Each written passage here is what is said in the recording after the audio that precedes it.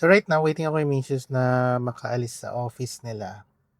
And punta kami ng siguro ng SM para tumingin sa mga as booth doon sa Anime Fest.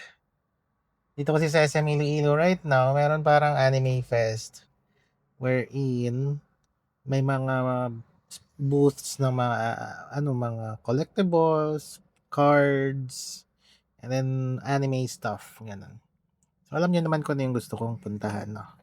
Tignan natin yung mga One Piece and then Pokemon cards na nandun. Okay, see you. Mabakal ko kung mayari si Si Fern. Si Fern guys, si free rent. Ano nga item ba nila? Figurine. Meron na tuligan. Magic. Mapawag ako na kay Ping. Wala. Ping o break ko pala sa muna. Mabakal na siya po. Yes. Nahil zero, ako muna yung perfect order sa English. Nahil zero or muna po sa Japanese. Yes, by pressure. Tapos either makakada si Mega Zygarde, si Mega Clippy. Yes, may meow. Ang full art tagang yes. Meta sa book. Ang price naman sir is kailan naging buy 5 for 170. No? Siya napakuligan na.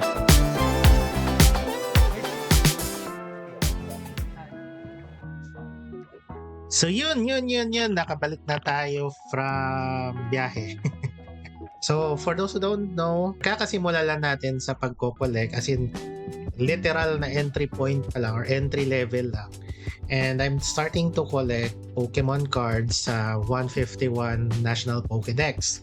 And then mag-One Piece din ako. May kinokollect din ako One Piece. Now, ito yung ipapakita ko yung nakuha ko sa mga nagbebenta doon sa Anime Fest. And addition siya sa collection. At the same time, may isa akong binili na honestly, ay hindi ko siya masyado nakikita sa mga sellers dito sa amin. And I guess siguro makikita mo lang siya if you're trying to look for it talaga. Ako naman kasi, as I've mentioned before in my videos, hindi ako naghahanap. Kundi whatever is available in front of me, doon lang ako bumibili. So yeah, I'll first introduce you to my first Pokemon na kinuha or binili, which is the Magneton IR. I think this is from Scarlet Violet na collection. Kasi nakikita ko dito SVPEN eh. Yeah, ang ganda nung I think this is a distinct art style of the illustrator. Isa to sa mga sikat na mga art style ngayon. Ito yung full art talaga yung pagkakadrawing, very detailed. Yan. In addition siya sa collection ko. Kaya nagaganda naman. Now, ito yung pinaka masasabi kong OG. OG kasi honestly in my lifetime, ito siguro yung pinakaunang card game na alam ko because it has a very famous anime na sinoshow noon, which is Yu-Gi-Oh cards. Sa binibilhan ko hindi siya gaano binibenta yung packs nito. Usually makakita ka nito if you come by people who collects it and sells it in bulk. I mean in singles. So ako nakaswerte ako kahapon kasi nung nag-check ako ng mga sa mga nagbebenta doon. Siguro nasa nasa in-betweens ng ng binder niya. Meron siyang binibentang mga cards. Which is in my case, I bought the Red Eyes Black Dragon. One of the most iconic and known cards based on the anime. Kahit ako noon, nung bata ako, ito ako unang naka-encounter na yung anime mismo, meron siyang card game. And then yung anime mismo revolves around the story of the card game.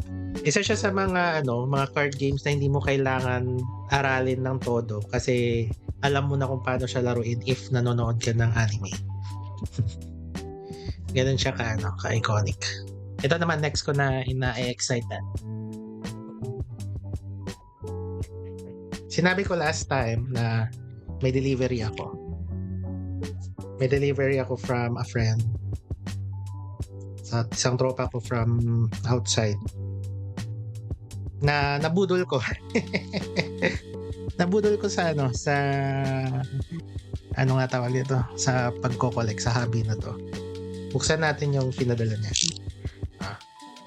Nilagyan niya ng cover, tapos One Piece siya. Pero may Pokemon din.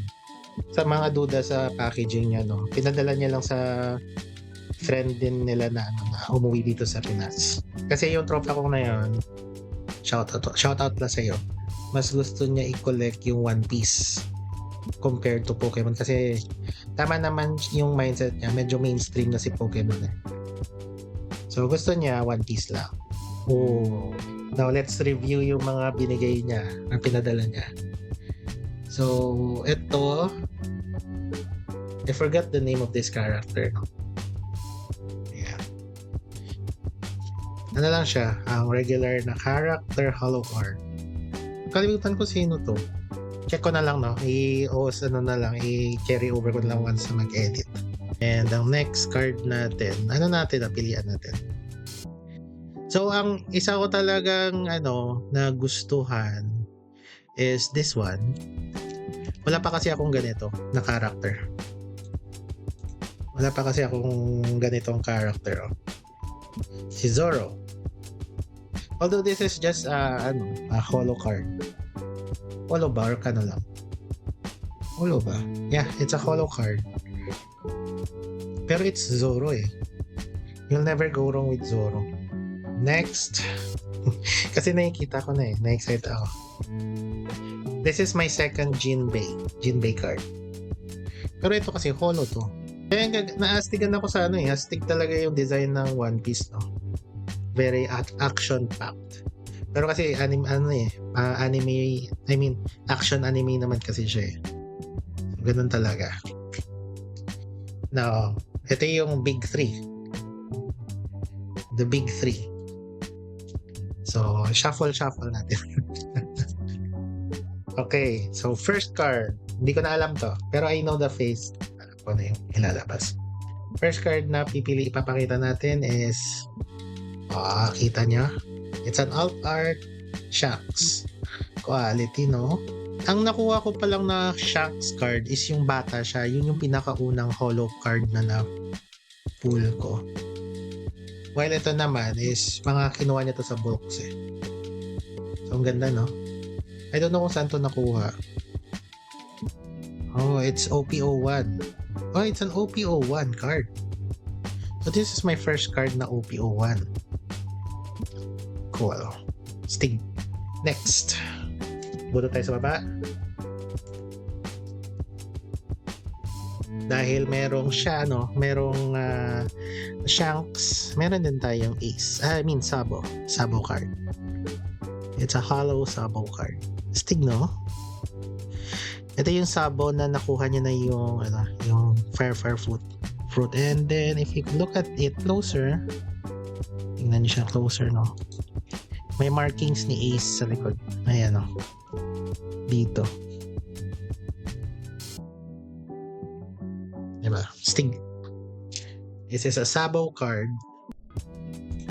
And one of the best for me, kasi baguhan lang ako eh.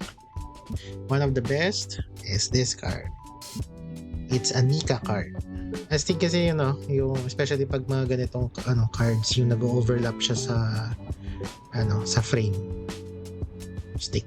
Gusto ko ding makakuha talaga ng lahat ng cards ng every Straw Hat crew. Isa sa mga gusto ko din talaga makuha is itong si Nika or yung Luffy Nika Nika mode. Pero nakakatawa doon, mas nauna kong nakuha si Nika kaysa sa other iterations ni Luffy.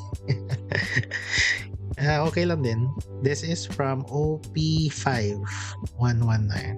This one, last but definitely not the least, pinili ko talaga to kasi habang nagsisend siya ng mga binibenta doon sa convention na yun. Nung nagpapakita siya ng mga binder, nakita ko to. And then tinanong ko yung presyo, andun siya sa affordable level natin. Kaya ko siya pinili kasi isa siya sa pinaka familiar and basic design of this certain Pokemon and one of the big three. I mean, pag sinabi kong big three, yung first three starter Pokemons. And what I'm saying is this design of Blastoise. Diba? Parang yan yata yung yung design ng base form niya I mean, ng base cards. Pero I believe this is not part of the base series. I don't know kung anong year ito. Yung mismong card na to. Isa-search ko pa siya actually. Pero yeah. Happy ako kasi may ilalagay ko ito sa aking collection. Yung ganitong specific na art design ng Pokemon. Although syempre hindi siya Charizard. Yun yung pinaka hinahabol yung Charizard. Pero okay na din. Blastoise to Diba? Yeah. So that's it. Diba? Thank you, sponsor. Pangalanan ko pa ba ikaw dito? Hindi na. Ayan. We've got 1, 2, 3, 4, 5, 6, 7 cards.